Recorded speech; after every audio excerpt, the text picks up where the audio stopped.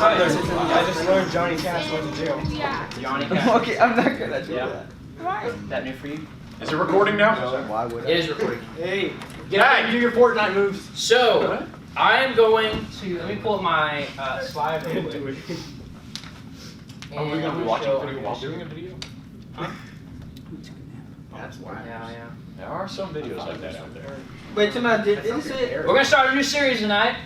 It's going to load, and the series is called Porn Kills Love. So yes, it's like, oh, dang it, man. He didn't tell me. He waited until the day of to announce what it was. Now I'm stuck here, can't get out of it. Yeah, you're right. I intentionally, and so you get what I was saying now. It's ironic. Yeah, it's funny. Yeah, how do you, Dawson, why then you again, jinx if us, I'm bro? saying anything, that means that I was doing right. Anyway, the point is, guys, I need y'all to listen. So, this is going to be a 4-week series, okay? We'll start tonight, and then at the end of it, on the 5th week, we're going to have an open question and answer where you guys, over the course of the series, you guys can write down questions. You can put them in, and then at the end of it, we're going to separate the guys and the girls, and then me and Shay will each answer all the questions that you guys have written over the course of it. So let me tell you a few things. Okay, the reason I want to start this series is because pornography and porn addiction is a problem that nearly every single person in this room has at some point dealt with. What? Whether it's you have an addiction, whether you've been exposed to it, be it through the internet, be it through social media, in some way, shape, or form, you have seen, heard about, or partaken in porn consumption in some way. What if I've been And you can in say as best as you can. Listen. But here's the deal. Here's the deal, guys. Listen. I need y'all to listen, okay? I know we typically like making jokes, but when I start this lesson tonight, nothing I'm talking about is funny. There's not a single thing that is even remotely lighthearted about what I'm going to discuss. And here's the thing about tonight. I'm actually not going to be going through the Bible tonight. I'm not going to be talking about what God has to say about it. I'm not even going to be talking about what God has to say about kind of breaking free from an addiction. All that I'm going to talk about tonight is the biological effects of pornography on you and the effects that pornography has in regards to the crime and sex trafficking industry. I'm not talking the Bible tonight. I'm not here to lecture you about what God says. Most of you already know exactly well what God has to say about this issue. Right. I'm not here to lecture you. I'm here to tell you, scientifically speaking, not even considering the Bible, the harmful effects of the porn industry. So, to start it off, it is a problem. Now, can everyone see that? Or how do we turn the lights off so I can? If you, there's a way. 4,700 That was that good? after school. Yeah. All right. What? So here's the deal. How do they know? I'm going to read these off and we're going to go one at a time. These are If you're doubting anything that I have to say, I will send you every last citation I have. I'm not lying about any of these. 70% of men have admitted to using it monthly. Searches go up 4,700%. That's not a typo after school. And it's not funny, and you're going to see why here in a minute. The average age of exposure to porn is 12 years old in this country. 12 years old. Most guys haven't even completed puberty yet, and they're being exposed to pornography. 25% of all internet searches ever, all of it is pornographic in nature. That's 25. Out of the billions of searches that happen every single day, 25% are pornographic. And the biggest day of the week for most porn websites as far as traffic and people coming there and watching is Sunday. So all these things together, guys, it is a huge problem that our culture is experiencing. Guys, we have never at any point in our previous history have dealt with something of this scale. This is not like some other sin where maybe you struggle with anger or pride. This is on a whole other scale because this is a sin that almost is nearly universal. And it not only is it universal in the sense that we all know what it is, but it's universal in the sense that I think a lot of people struggle with it. You say, well, it's not me, Tyler. I don't struggle with porn addiction, but I guarantee you in some way, shape, or form, at some point in your life, you have seen pornography and you didn't really do much to resist it. Or if you did, you felt like you were trapped. So what I'm going to do is I'm going to break this down into really 3 easy segments, okay? I'm going to talk about how porn affects your brain, I'm going to talk about how it affects your relationships, and I'm going to talk about how it affects the world. Again, I'm not quoting scripture right now. I just want you guys to pay attention.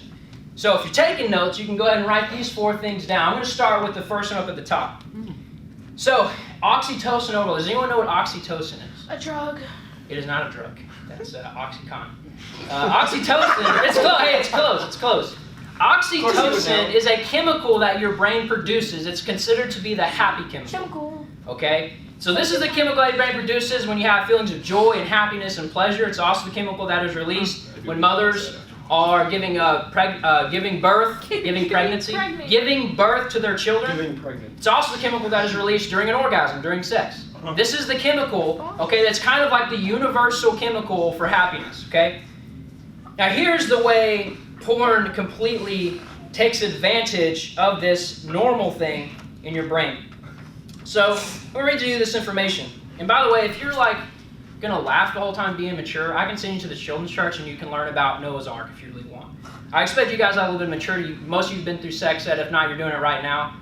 Like, come on, y'all can handle it. All right?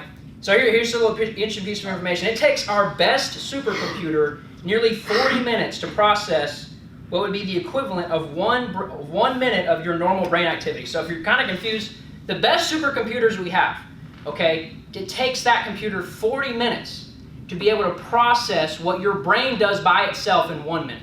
Do y'all get that? The best computers we have are nowhere near the level of complexity of your brain. So you're thinking, Tyler, how's that related? I'm building the case here, right? It says, because of this, our brains have many things that are affected all at once. Your brain is so complicated that when one aspect of your brain or your mental health is struggling, the rest of your brain is affected by it. It doesn't just, your brain's not like little bitty compartments, and if one thing goes down, then the rest of it's fine. It's all interconnected. It's extremely, extremely complicated. Your brain is the best supercomputer that has ever existed in the entirety of the universe. So, with oxytocin, okay, normally it is released during times of fright. If you've ever had a crush, I'm sure most of you have had a crush before, okay, and say that crush turned into a girlfriend or a boyfriend, and you held their hands for the first time, you have this rush of like, oh, I'm holding their hands, or like, you know, some of you are like, oh no, I kissed them. Oh yeah, that rush of just excitement and just, you know, joy. That's oxytocin in your brain. Now, the way God designed it, you could say, is God obviously, this is part of our biology in the sense that if you never experience happiness or joy or anything of that nature, then you would just be miserable, right? I mean, we can all understand this. Correct. So this chemical in your brain is necessary for you to establish relationships with other people. It's how you establish what's also called a bond with other human beings, okay? You have this shared joy, this shared excitement, these shared feelings of love and care that all kind of, now again, love is not a chemical, by the way. Love is a completely different subject, and we're going to get into that. But just the experience of happiness is oftentimes based in oxytocin. Now here is what porn does in response to this. The more porn you consume, the more you require in order. Think of it like this: when someone is beginning to get on hard drugs for their first time, you can name a drug, whatever it is.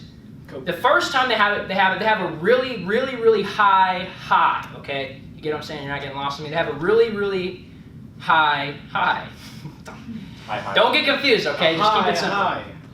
Now, the second time they're going to take that same drug, the high isn't as big as it was before. It's a little bit lower.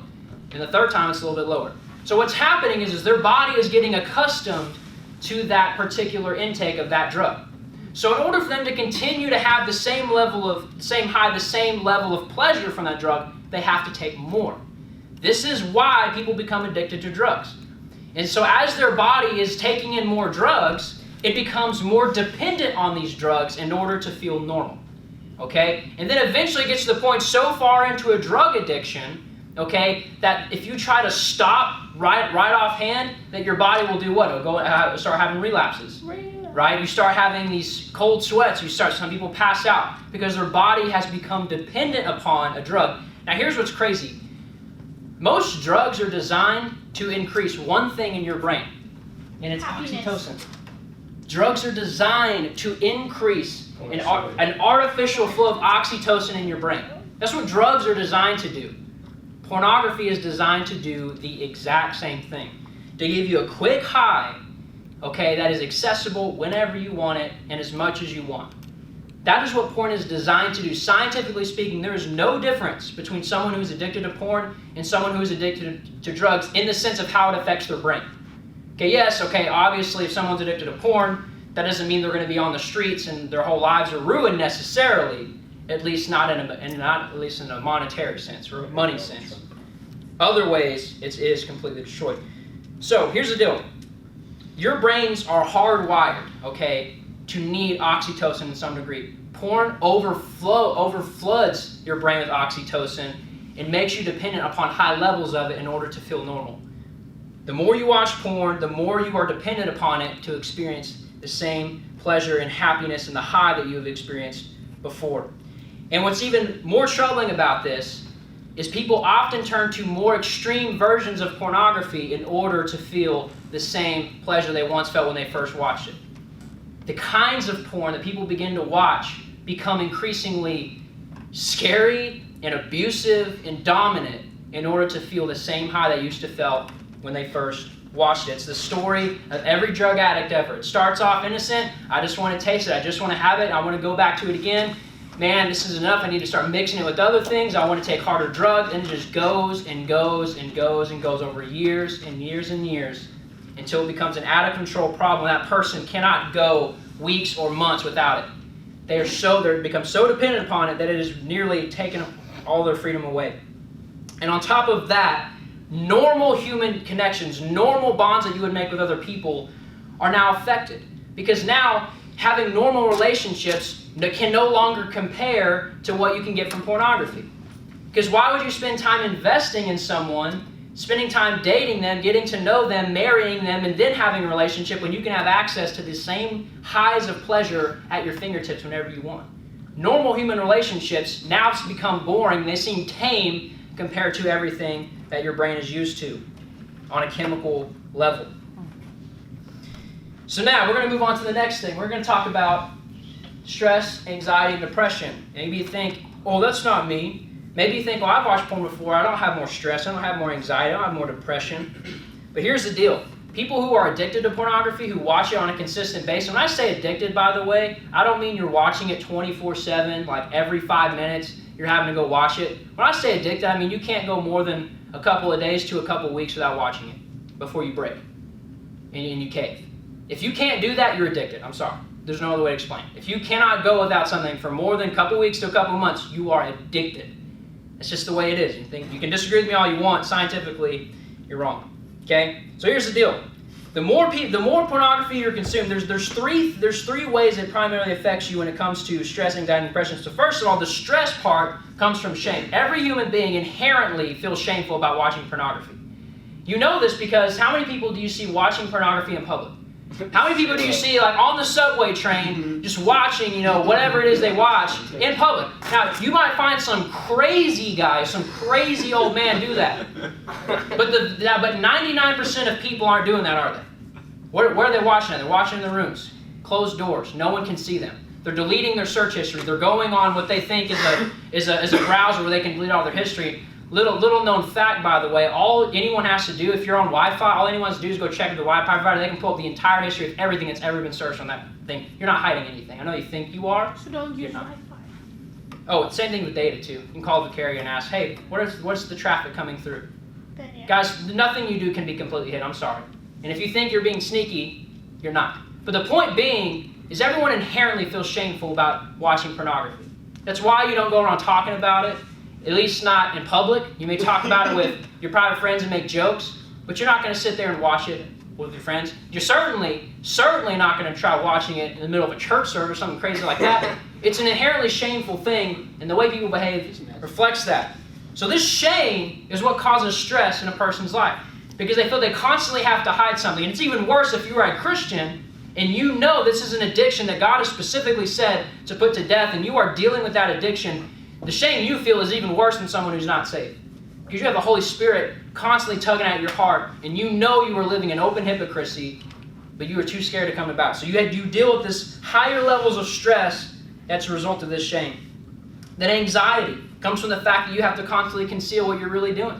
You feel like you constantly have to look over your shoulder, making sure no one's looking, making sure mom and dad aren't home, making sure my friends are watching, making sure my boss doesn't see it, making sure it's constantly looking over your shoulder. The Bible actually talks about, in one case, and this I'm not quoting scripture, I'm just saying that the idea is, it talks about how people who are evil, they never have any rest. Maybe you've heard no rest for the wicked, right? The idea being that someone who is a criminal, okay, who lives a life in crime, and whatever it may be, they never feel at peace. They're always scared they're going to get caught. They're always scared the cops are right on their tail. Guys, people who, human trafficker, you name the crime. People who live in a lifestyle of that, they don't ever have peace. They have constant anxiety that they're going to get caught. That's all they think about is, what are my weaknesses? What are ways that I might get caught? How can I cover up my trails? It induces anxiety, and then depression comes from the simple fact that you've become so deep down the rabbit hole of pornography, you've become so dependent upon the oxytocin that this watching it pornography produces, that now normal human relationships are not enough for you. You find it difficult, and guys, we live in an age now where your generation, my generation, has said, and there's been so many polls and testing done on this, that people in this generation feel more lonely, they feel like they have less friends and less actual relationships than they've ever had at any other point, any other generation. You guys are reporting feeling more lonely, more isolated than you've ever been. On top of the fact that you're dealing with a porn addiction that is making actual human relationships seem boring to you. It's not enough. You don't want to spend your time developing a relationship with the opposite sex, because why would you? And so as the guilt and the shame and the anxiety begin to set in, inevitably depression follows soon after. You feel like, man, I just feel like I'm guilty. I feel like I'm just struggling with this. I can't break free from it. I feel like my actual relationships are suffering. I feel like I'm not being loyal to my boyfriend or girlfriend. I feel like I am just objectifying them. So this depression will inevitably set in. And on top of this, we're going to go into the last thing, which says lower intelligence, decisions, and beliefs. Now, maybe you're thinking, Tyler, that doesn't make any sense. I doubt. But here's the deal, though.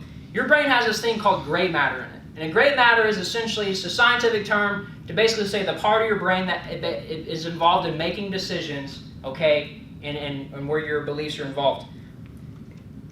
Scientific studies have been done. Brain scans have been done. People who watch more pornography have lower gray matter in their brains as the years and months go on. They are literally losing portions of their brain, and portions of the brain are shrinking because of their consumption of pornography. It's the same thing that happens when someone has become addicted to drugs. The exact same thing happens. Gray matter shrinks. Their ability to make decisions, their ability to think intelligently, literally is being deteriorated because their brain has resorted all of its resources to experiencing the maximum level of pleasure and oxytocin. The brain has been rewired to become dependent upon pleasure that it is now suffering and all of its other things. Remember I said at the beginning, your brain's interconnected? When one part is suffering, the rest of it suffers? Yeah, this is that.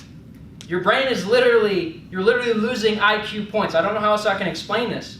The part of your brain, it's called the frontal lobe. This is the part of your brain where a lot of your beliefs are held. Beliefs about politics, beliefs about religion, things that you just believe as a human being, your worldview, the things that you believe and trust in. This is also where the part of your brain that you use to believe in God. That part of your brain is literally shrinking the more dependent you become on drugs and chemical reactions in your brain like oxytocin. Your brain becomes rewired to completely be dependent upon that, and it loses out in all these other areas. So that's how porn affects your brain. Now we're talking about how it affects your relationships, your heart. That is a heart, in case no one has known what a real heart looks like. Sorry I didn't use the cartoon one. I wanted to look real, you know. This whole thing is real. So we're talking about how it affects your heart. So here's the deal. I'm going to read a few things here, and so you guys can kind of get in that picture of where I'm going. There's actually a test done a long time ago on newborn children, and the idea being that the scientists was wanting to test if you could, like a newborn child, if you could just leave them, just like do the basics, like you just feed them, you clothe them, keep them warm. But if you remove all human love and affection towards a baby, like baby talking, right? If like think of like when her newborn baby, she sings to it, she's sweet to it, she talks to it, she tenderly holds it and loves it. Scientists actually wanted to test what would happen to an infant if you did all you did was feed it and clothe it and took care of its basic necessities. It was never held or cradled, never sung to, never talked to, never shown actual affection. And every baby they tested died within a few months. Every single one. So people just okay with their kids dying? Well, no, they weren't, because they didn't think that would happen. Here's the reality, and if you're doubting anything I'm saying, I will send you the links. You can look at it yourself. I'm not making this stuff up. The point that they discovered in this testing was that it is absolutely crucial for infants to have human affection if they are to survive. Literally, their brain, again, because it's not experiencing a human bond or a human companionship, begins to feel isolated and depressed, and it shuts down before it even has the ability to really start working the way it's supposed to. So think about how that affects babies. Now take that into what we know about porn so far and how that affects you and your relationships with other people. Think about how you become so hardwired to be dependent upon a screen to experience oxytocin in what you would think is a relationship, that you no longer have actual human relationships, or hardly any of them. How do you think that affects you as a human being? Okay, so here's the deal. So porn increases isolation and loneliness. It is designed to mimic relationships, but it cannot. Every porn film ever is designed to give you the illusion of a relationship with that person on the screen. It's designed to give you the illusion that you're experiencing romance or affection. One of the biggest lies ever, okay, is when people describe sex as lovemaking. Just because you know how to have sex with someone does not mean you love them. Love and sex are not like the same thing, not even close. Making love with someone does not, okay, having sex with someone does not mean you love them. Okay, do you guys get what I'm saying? That's the biggest lie we've been sold. That's how you express love. So by watching pornography, you subconsciously somehow believe that this is going to provide me some sense of affection or satisfaction, some sense of, it's going to fulfill this deep longing I have in my heart for affection in human relationships, but it can't. It's designed to mimic it, to keep you dependent on it when it's not, it's never going to satisfy you. All porn does is it increases dissatisfaction with an actual partner, and that's what we're going to talk about next. So I'm going to read some statistics here. People exposed to even softcore porn, and what I mean by softcore porn is porn that is not hardcore, meaning it could just be half naked people, stuff like that. It says people, these are tests that were done, people exposed to even softcore pornography were less happy with their partner's looks and even performance, and that's talking about their sex. Within a few months of just viewing a very, and when we say softcore, I mean all pornography, I would argue, is you shouldn't watch any of it. But just watching a softcore version of pornography was already leading to people being less satisfied with the way their significant other looked and less satisfied with how that person performed in the bedroom. Because porn, okay, is designed to outcompete any real relationship you have. No one can compete with the fake world of pornography because it's fake. It's not real. It's not a real human relationship. So what happens is you begin to become exposed and you begin to become used to what you're seeing on a screen. Real human relationships and real people cannot compete with that. To the point where you no longer are satisfied with the real relationship. You become more and more dependent on porn. Porn addiction does not end with marriage. It doesn't. It never has. In fact, the artificial and fake nature porn cannot be competed with by normal people. What is interesting is that in regards to marriage, they have found that there is a 300% increase in marriage adultery. So you're cheating on your spouse if you consistently watch pornography. 300% higher chance of you cheating on your significant other if you have a porn addiction in marriage. 300% chance. What does that say about the inherent nature of pornography? It's not designed to be normal. It's designed to make you not satisfied with what is real, but to make you dependent upon what is fake. Same thing that drugs are designed to do. So here's another thing in regards to relations. We're going to talk about aggression and abuse now. So here we go. Porn addiction actually increases aggression and abuse in relationships. Don't believe me? Let's look at some statistics. 56% of males said that their taste became more extreme the more porn they watched. When I say more extreme, I mean they started looking up things that were abusive. They started becoming fascinated by porn that had to do with rape, that had to do with dominance, that had to do with people being physically harmed in the process of making these porn films. The more that people watched, the more people reported that they became more obsessed with more extreme versions of pornography. 88% of all porn displays aggressive and violent behavior. 88% of all porn. Now, I didn't go and tally up every single video, okay? These are scientists that have gone and done the research. But they estimate that 88% of all porn content on the internet is aggressive and violent in some way, shape, or form. We're not talking like a peaceful, like, Adam and Eve in the garden style scenario. No, we're talking rape. We're talking, now when I say rape, I mean simulated rape. It's meant to simulate those actions. We're talking aggressive, violent, dominant behavior. 88% of all porn content is aggressive or violent in some way.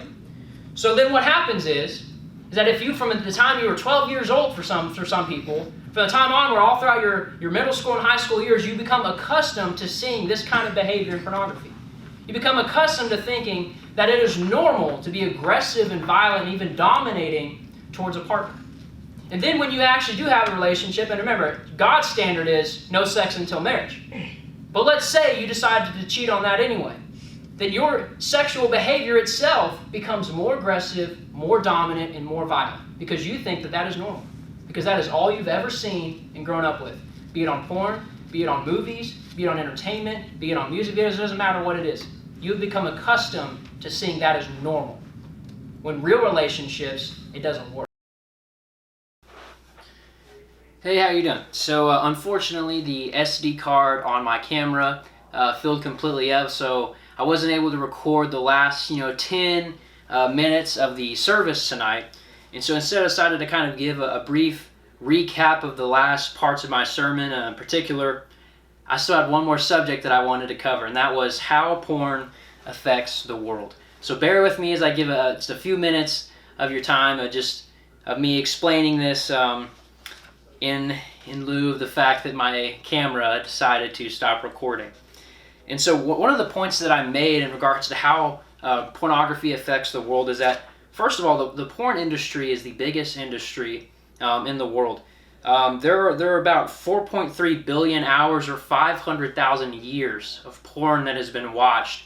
And that's just from one of the biggest porn websites. So that alone, I mean, that's just crazy to think about how much porn is being watched. And with that being said, the porn industry makes roughly $15 billion a year. That's more than the NFL and Netflix and Hollywood. Each of those things, the one that gets closest is the NFL, and they make $14 billion a year, roughly. So the porn industry by far is the biggest industry in the world. And so going from that, how big it is, how much money is being poured into this, with an industry this size, and especially the kind of industry that it is, unfortunately, there's also a lot of human trafficking that takes place as well. And this was the second point that I made, is that sex trafficking is extremely frequent in the porn industry. And what happens is that there's a lot of circumstances where there will be false advertisements put out to lure in young women and even sometimes young men to come and do modeling jobs or to do photo shoots and things of this nature where they think it's innocent, and they'll show up only to be told that not only is this pornographic in nature, but if they don't do it, they'll be blackmailed. That if you don't do this, we're gonna leak the fact that you showed up to a porn shoot and we're gonna ruin your life. So there's situations where people are pressured into performing. There's situations where people are threatened violently, and in the worst case of scenarios, there's even situations where people are kidnapped and forced into a lifestyle of porn and performance. And so sex trafficking is an all too common thing in the porn industry, and unfortunately a lot of this, it goes unanswered. There's so many situations and so many young men and young women who are forced against their will to perform, and a lot of times the perpetrators are either not brought to justice or they're ignored because of how much money this makes. In particular, I talked about a case, this was last year, a 15-year-old girl was found missing from her home. And so, of course, investigators did their best to find her. They scoured, all over the place looking for her. They looked all over the internet trying to find any trace of this girl, if there was anything out there. About a year later, and this was this year, I believe, they did find her, and they found her through the fact that online they had found pictures and videos of her performing sexually. And so once they began to do kind of like a trace, and they found out the guy who kidnapped her, and it was a whole process, but eventually they found out that this girl was kidnapped and forced into performing sexual acts for a guy who was recording her and then uploading those things online. And so the point that I made with the youth was how many people have watched those exact videos and seen those exact images, not even giving a second thought to the fact of where it came from.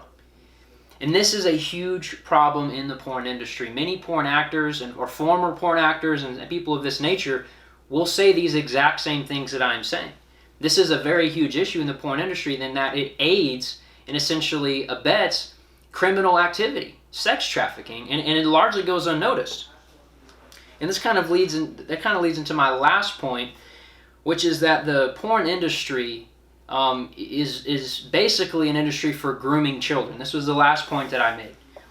How do I know this? Well, there's a few reasons. One, there's virtually no real protection or no real legislation that has been put in place, at least in America, to prevent minors from accessing porn. At best, porn websites will have a little box that'll pop up when you enter the date of your birth, so they can confirm that you're 18 years old. No ID is required. No form of government identification of any kind is ever required to go on a porn website. And so, of course, you have kids that want to see it and they'll lie about their birth. If you want to watch it, of course, you're going to lie. When we think about everything else that government ID is required for, whether it's alcohol, whether it's the purchase of guns, whether it's cigarettes, all these other things, to go vote even in many states, you have to show ID to prove your age.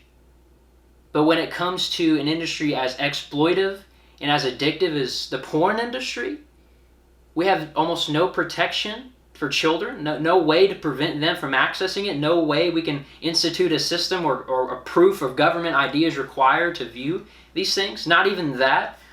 And so to kind of build off of that, some of the most popular search terms on porn websites, I'll give you a few. Fortnite, Incredibles, and Avengers.